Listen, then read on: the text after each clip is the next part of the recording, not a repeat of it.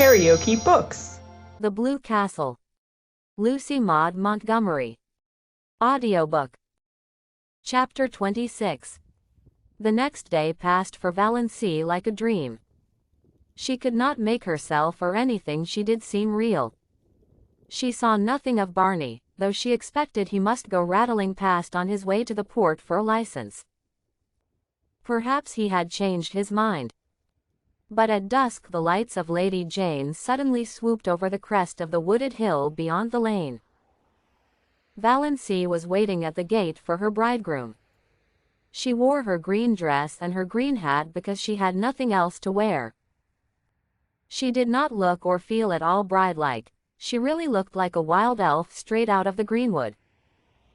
But that did not matter. Nothing at all mattered except that Barney was coming for her. "Ready," said Barney, stopping Lady Jane with some new, horrible noises.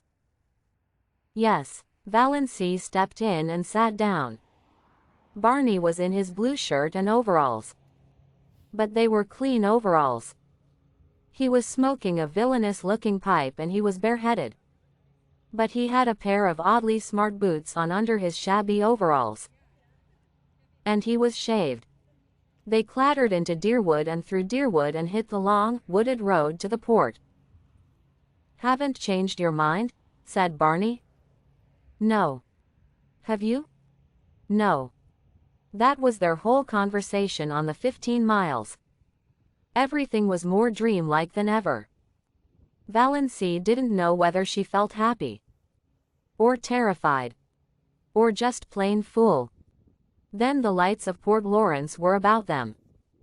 Valency felt as if she were surrounded by the gleaming, hungry eyes of hundreds of great, stealthy panthers.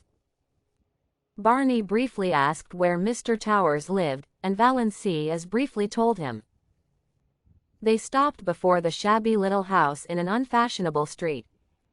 They went into the small, shabby parlor. Barney produced his license. So he had got it. Also a ring. This thing was real. She, Valency Sterling, was actually on the point of being married. They were standing up together before Mr. Towers. Valency heard Mr. Towers and Barney saying things. She heard some other person saying things. She herself was thinking of the way she had once planned to be married, away back in her early teens when such a thing had not seemed impossible. White silk and tulle veil and orange blossoms, no bridesmaid.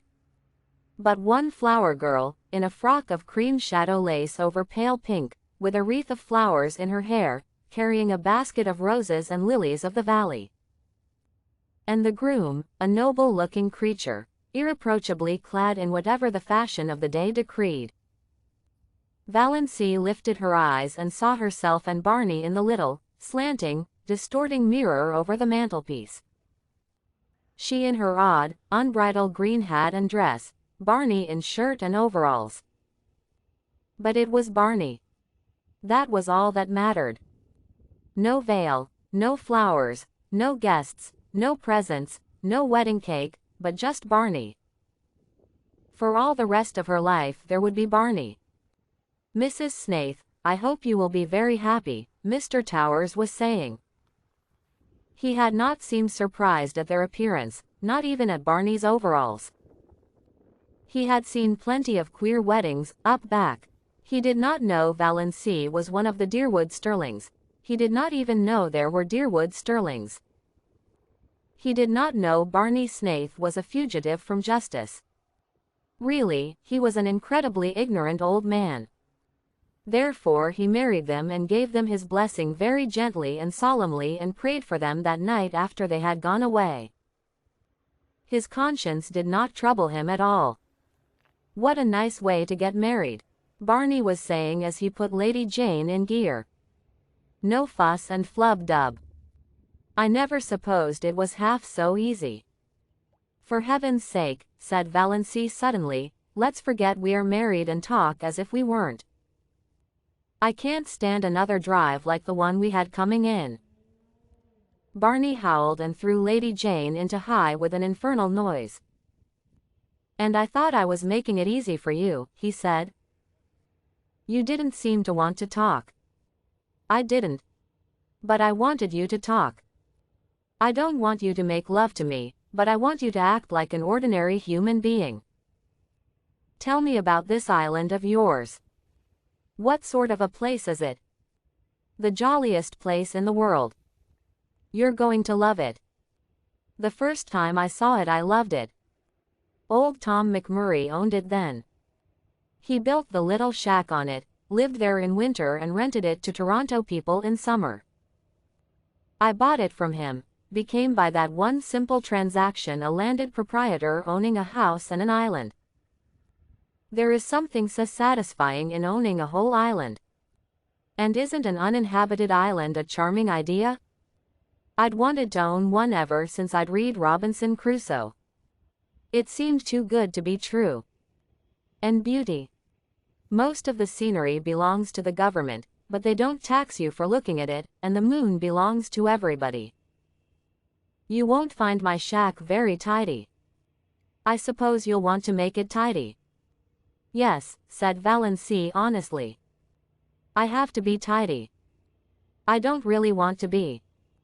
But untidiness hurts me. Yes, I'll have to tidy up your shack.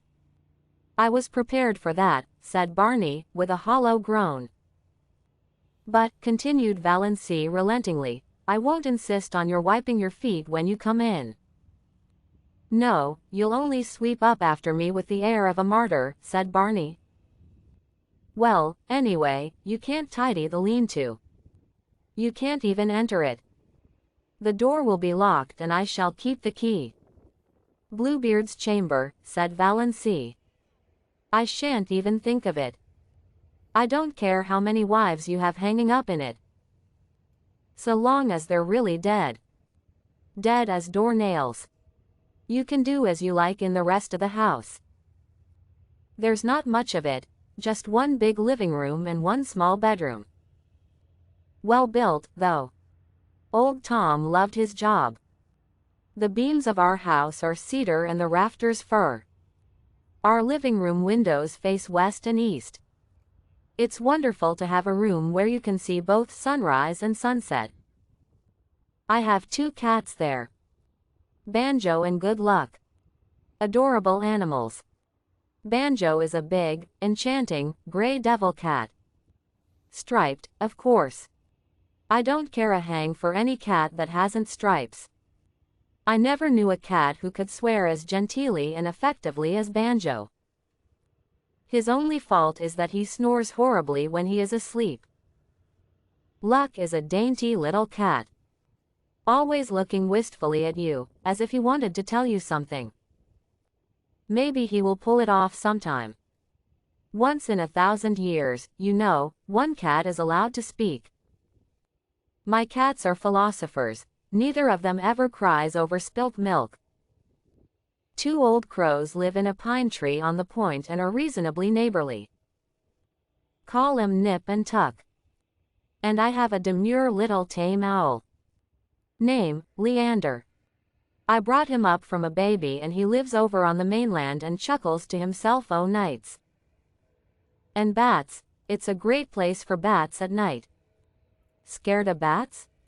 No, I like them. So do I. Nice, queer, uncanny, mysterious creatures. Coming from nowhere, going nowhere. Swoop. Banjo likes 'em, too. Eats 'em. I have a canoe and a disappearing propeller boat. Went to the port in it today to get my license. Quieter than Lady Jane. I thought you hadn't gone at all, that you had changed your mind, admitted Valency. Barney laughed, the laugh Valency did not like, the little, bitter, cynical laugh. I never change my mind, he said shortly. They went back through Deerwood. Up the Muskoka Road. Past Roaring Abel's.